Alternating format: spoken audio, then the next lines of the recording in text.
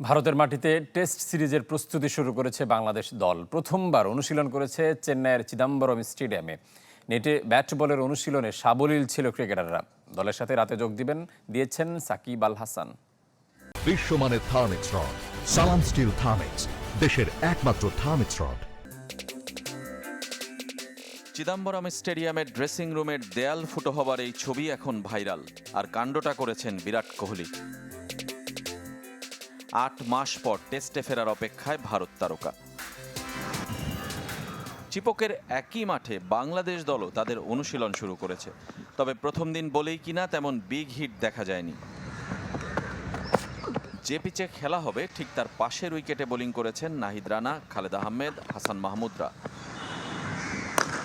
অনুশীলনের শুরুটা অবশ্য স্টেডিয়ামের বাউন্ডারি ঘেঁষা আউটার প্র্যাকটিস সেন্টারে। সেখানে নেটে ব্যাট বলের পরীক্ষাটা দারুণ হয়েছে সাদমান ইসলাম, জাকির হাসানদের। নেটেই উইকেটের পেছনে দেখা মিলেছে লিটন দাসের। সাকিব আল হাসান দলের সাথে যোগ দিলেও প্রথম দিনের অনুশীলনে ছিলেন না। রেজওয়ানুজ্জামান, চ্যানেল 24।